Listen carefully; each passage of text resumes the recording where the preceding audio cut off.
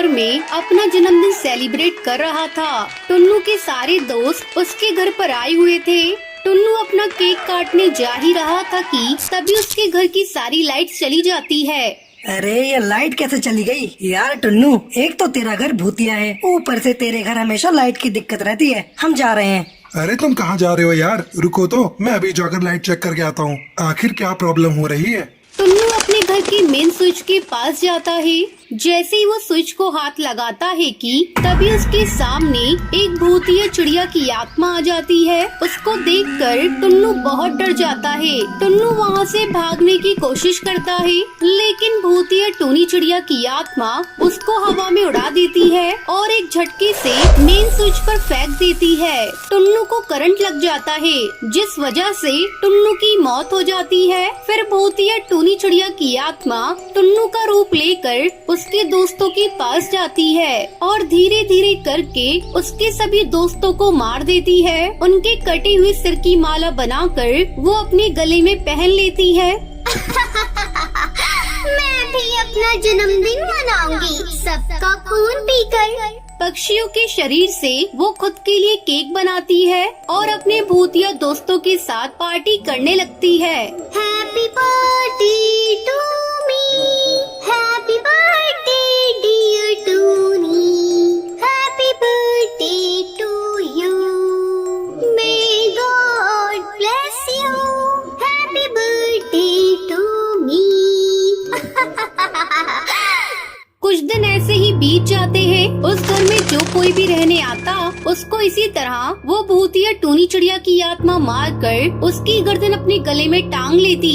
भूतिया चिड़िया की आत्मा का कहर बढ़ता ही जा रहा था। अब जंगल के पक्षियों ने अपना जन्मदिन मनाना बंद कर दिया। कुछ समय बाद उस भूतिया घर में छोटा सा परिवार रहने के लिए आता है। भूरी अपनी माँ टुनटुनी से बोलती है, माँ, कुछ दिनों बाद मेरा जन्मदिन आ रहा है। मेरा तो यहाँ पर कोई भी दोस्त नहीं है, तो क्या मेरा बर्थडे सेलिब्रेट नहीं होगा?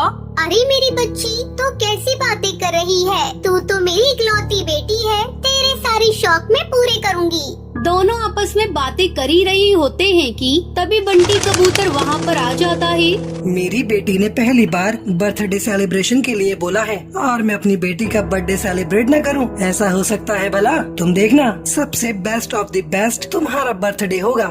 अगले 2 दिन बाद भूरी का जन्मदिन आता है और सब उसके बर्थडे की तैयारी करने लगते हैं। थोड़ी देर बाद शाम हो जाती है। फिर बंटी अपने जंगल के कुछ पक्षियों के पास जाता है।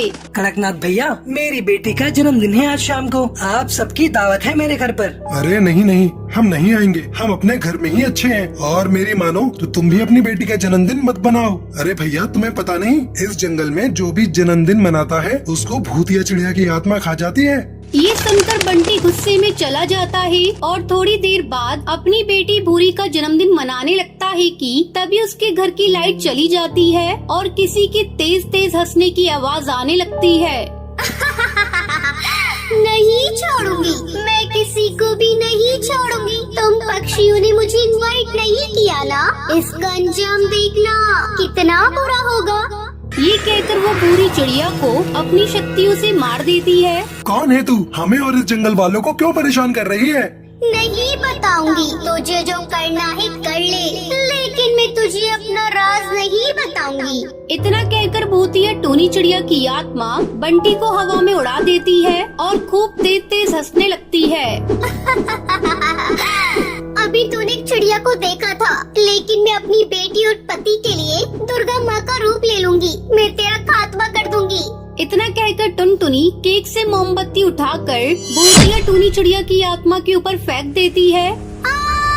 जल रहा है, रुक जा, बताती हूँ। इसी घर में मैं एक मामूली सी जिंदगी जी रही थी। मेरा जन्मदिन था, मैं भी तुम लोगों की तरह जन्मदिन मना रही थी, लेकिन इस गांव के बदमाश सुंदर कौवे ने अपना बदला लेने के लिए मेरे घर की लाइट को काट दिया और जब मैं अपने घर के मेन स्विच पर गई तो मुझे करंट लग गया, जिसकी वजह से मेरी मौत हो गई। मेरा जन्मदिन मनाने का सपना अधूरा रह गया। उस बदमाश कौवे को तो मैंने मार दिया, लेकिन मेरा सपना पूरा ना हो सका, जिसकी वजह से मेरी आत्मा भटकती रही और मैंने पक्षियों को मारना शुरू कर दिया। जब तूने अपने कातिलों को मार दिया तो तुम माँ